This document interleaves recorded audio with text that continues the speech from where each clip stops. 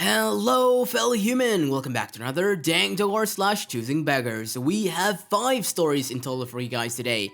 The first story is posted by u/Dr. NRA with the title of 5-Star Hotel Buffet Becomes a Nightmare. I organized a small conference in Manila for work. The conference was gated 5-star hotel that came with a very large buffet for breakfast. This buffet had everything. American breakfast items, British stuff, French, German, it even had sushi, Chinese, and Thai food.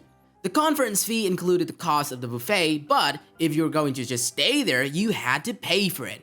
I walked in, gave my room number to the host who confirmed the food was complimentary.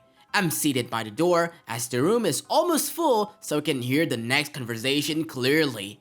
An elderly man from China was next to be seated. I heard him speaking to someone else earlier. He said in English, "My food is here too, I'm with her." Points to me.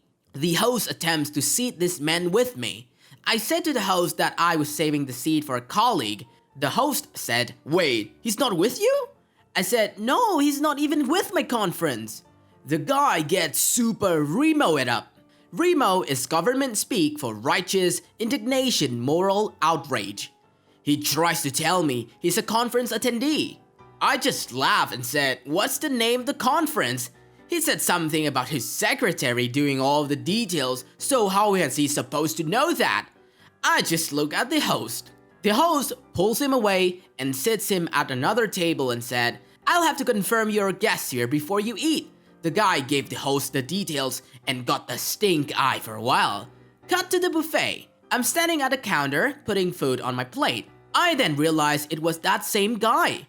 I watch in the horror as he picks the spoon for the scrambled eggs, tastes them, and puts the spoon back in the serving dish. He then picks up the spoon for the beans, tastes them, and puts the spoon back. He did this for every single dish. I heard back to the host, grab his arm, turn toward the buffet, and say, "Watch!" I thought the host's head was going to explode. He turned scary shade of red, and the veins start popping out of his forehead. He gets on his walkie-talkie and calls security. He also motioned to waiter and brought him over. He told the waiter to grab every other waiter and start clearing the buffet quickly, and it was now contaminated. Security arrived in about 20 seconds. 2 guards with gigantic guns strapped to their back pulled the guy out of the room, and the buffet was closed for about an hour while all the food was taken back to the kitchen, remade, and brought back. The irony? It was an infectious disease conference. Holy crap, licking things and putting them back? The horror! And oh man, the ending really caught me off guard. The plot twist would be the beggar guy was there for the conference as an interesting exercise. On to the second story, written by u/Parker Ravker. My uncle who wants a better phone than what we give him. So my mom's job gives her a phone for free to use for work purposes, and recently she's got a new one from her job so she could afford to give away or sell her existing one, which was an iPhone 6. My uncle, who knew this, asked her if she had a phone to give away to him since he needed a new phone and couldn't afford one. My mom offered to give him the iPhone 6, and I kid you not, he actually turns his nose up at it and goes like, "Only an iPhone 6? I wanted an iPhone X. I don't want it anymore." Okay, sure. We can't even afford an iPhone X on our own, and you expect an iPhone X from us? In your dreams, maybe. Oh man, for people like this, you can always just draw an X on the iPhone, and now he has an iPhone X. But joking aside, iPhone 6 is pretty good, I must say. Like, why the hell would he even refuse? On to the third story, shared by u/Cialis Batha Bonar. First class fail. My wife and I still laugh about this one. We treated ourselves, along with our daughter, to business class on flight home as some upgraded seats suddenly opened up at a discount. We flew economy down and had been separated, so this seemed like a good thing. My wife and daughter grabbed their 2 seats together, and I head right behind them to the last row of business seats. There's a woman already in my seat talking to a woman next to her, me, to the woman in the aisle seat. "Hi, I think you're in my seat?" CB window lady quickly chimes in. "I got upgraded. This is my sister. Would you mind taking a different seat so we can be together?" Me, "Okay, sure. is it the single here? Motioning to the empty seat across the aisle. CB, no, her seat is technically in the couch. Me, that's not going to work. CB, please, this is a trip of lifetime for us, and it would be really wonderful if we could sit next to each other. Me, I get it, but I'm not going to give up a seat I paid extra for. CB, we need to be together, as she has been through so much being sick, and these are the only 2 seats that will allow us to really talk. Me, weren't you just on your vacation? I'm sure whoever is sitting next to her couch will switch with you up here. CB, please just go back there. Me, no, my wife and daughter are with me. I look over to see my kid is laughing at me. CB, it's just money. We need to sit together, do the right thing, and be a gentleman. We really need to sit together for her health. The flight attendant, FA, comes over. Her, I hope it's okay. He switched seats with my sister here. Me, no, I didn't. FA, ma'am, you have to take the seats you purchased. The sister begrudgingly gets up, but hovers a bit, even as people are boarding. She stands there, giving this weird puppy dog's eyes. Finally, she goes back to her seat in coach. CB, now that you've made my sister move and ruined our trip, the least you can do is pass her some free drinks during the flight. Me, no. I put on the headphones. She sat with her arms folded, staring straight ahead for the next 6 hours. They were so entitled that they think they can just take free money, upgraded seats from other strangers. On to the 4th story, shared by /Thoriel. Men pretends to be my father. All these airplane stories made me remember when I used to fly often. Most situations are fit for r/humans being bros, but I've met a few buttheads too. When I was much younger, my parents passed away and I was adopted by my aunt living in another state. My sister is over a decade older than me, so she chose to stay where we grew up. So every winter, spring, summer break, I flew alone to see her and back. As some of you may know, there's extra rules for when a minor flies solo depending on the airline. Most of the time, I would get a priority boarding. So the flight attendant could talk to me ahead of time, know where I was seated, and once everybody was boarded, I would be moved to the closest available seat in front, or they would switch me to an aisle seat. In both cases, it was so I would be in their line of sight. A few times this meant my seat was upgraded. You can probably see where this is going. The situation: names, CB, the butthole in the middle seat, lady, the wonderful person in the aisle seat. Stewardess, flight attendant, me, the tiny child with Game Boy and tears.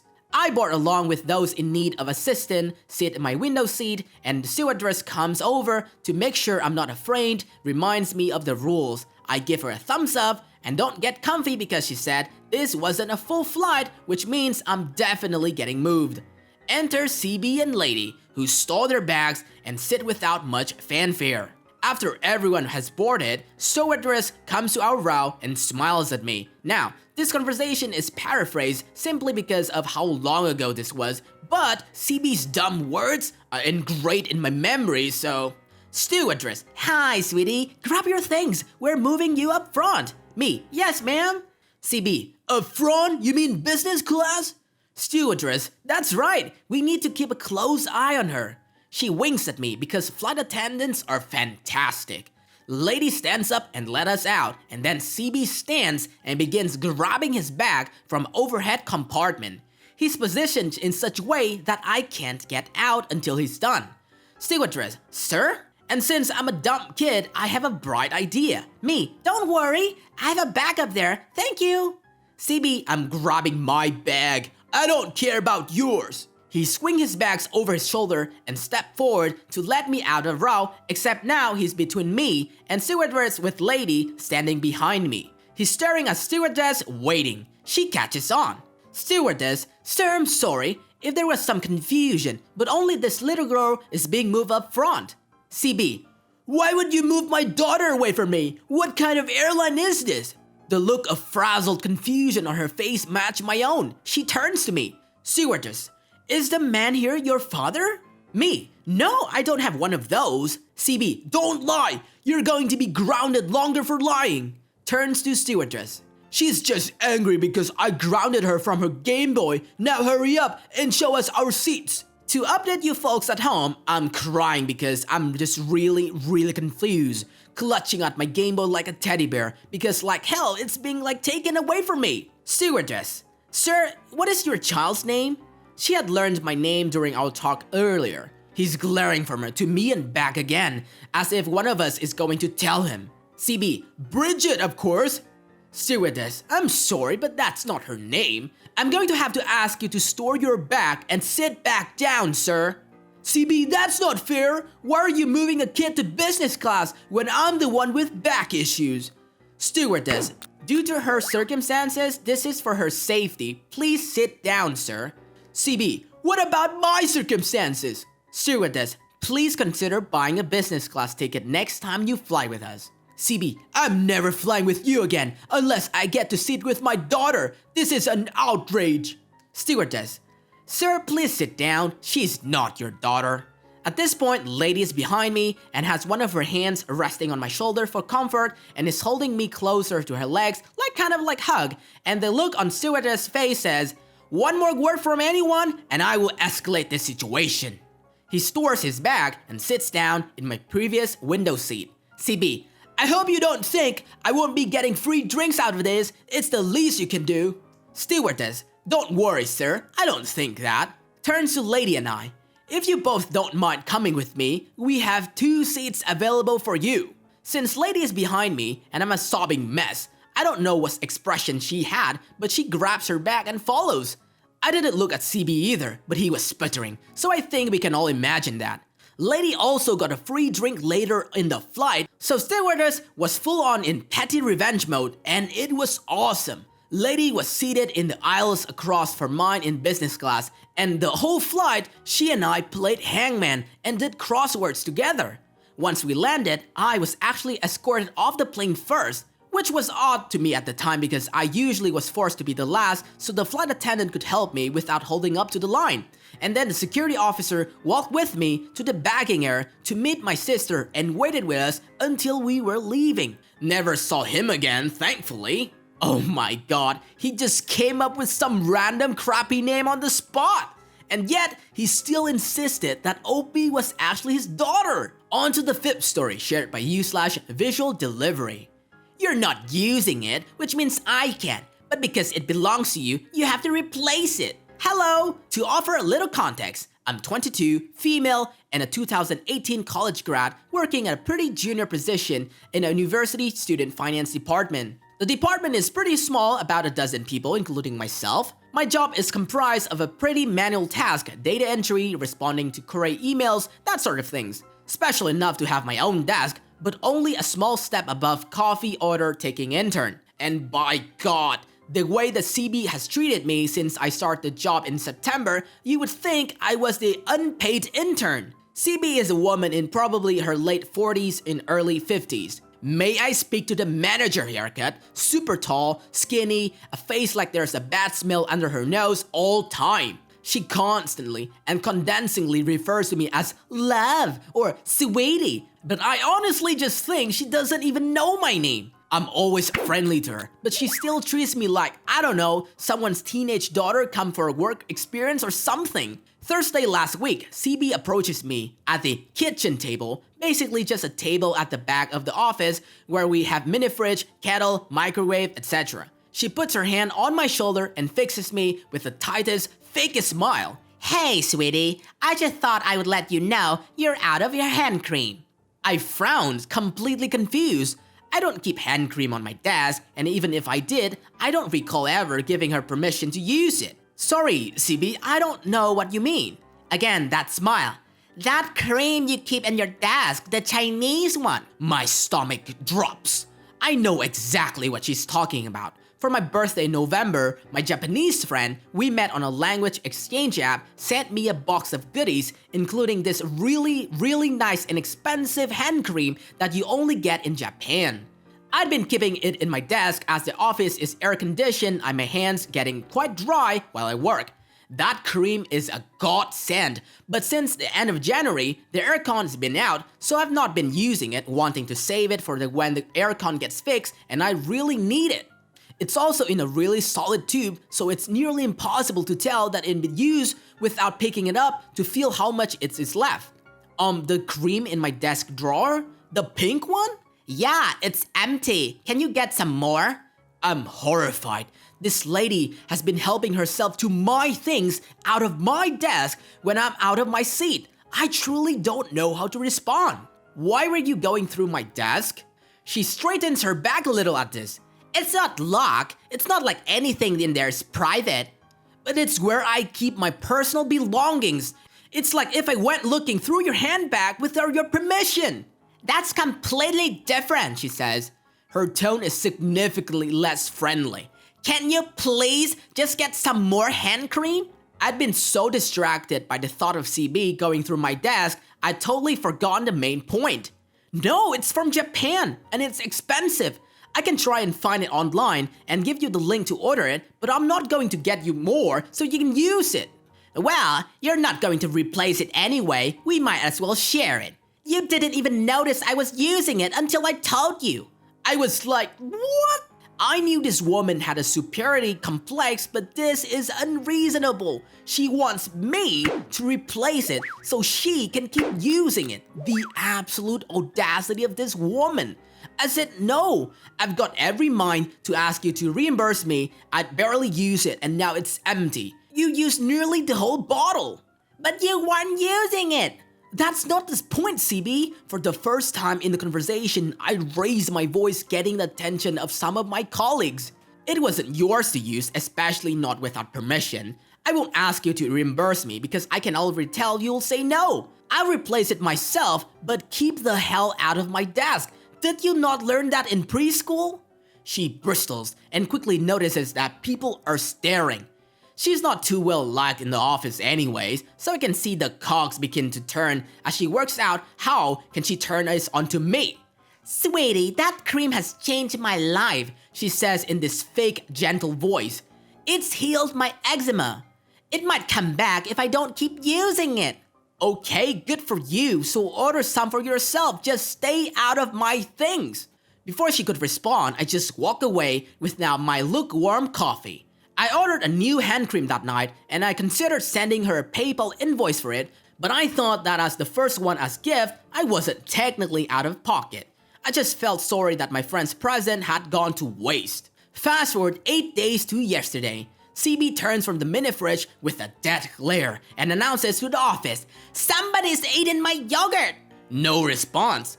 Everyone kind of glosses over her BS at this point. She fake clears her throat. "Somebody has eaten my probiotic yogurt!" Then, a voice, my hero.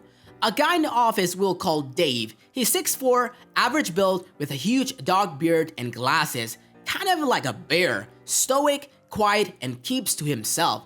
"Well, you weren't eating it." CB's face twists into the tightest glare I've ever seen. "Excuse me?" You didn't notice it was gone. It must have been okay for someone else to take it since you weren't eating it. There's a few small snorts of laughter. I'm holding my breath to keep myself from bursting out in hysterics. "What kind of backward logic is..." Another coworker, also male, he speaks in a crude imitation of a woman's voice, fake sincere. "Oh, sweetie, that probiotic yogurt changed my life. It healed my eczema."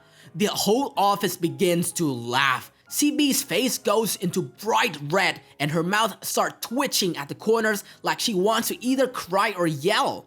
But she doesn't have a foot to stand on. She went out for lunch and didn't come back. We heard later in the day that she'd called out sick.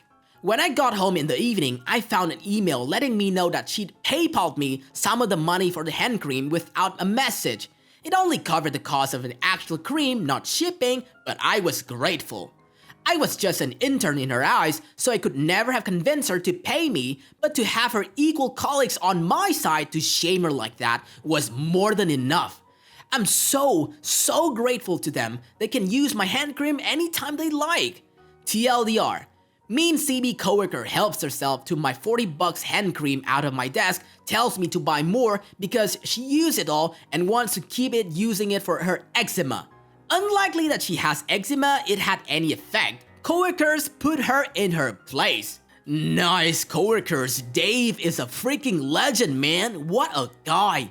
Really gave her a great taste of her own medicine. That's it for today, fellow humans. Thanks for watching. Dank Doggo appreciates your time. If you enjoy the content and want to see more of us, stay tuned and subscribe. Don't forget to smash that like button and ring the bell, or Doggo will cry. Also, you can always tell us your friendly neighbor Doggo your experiences in the comment section. I will catch up you guys later in the next video.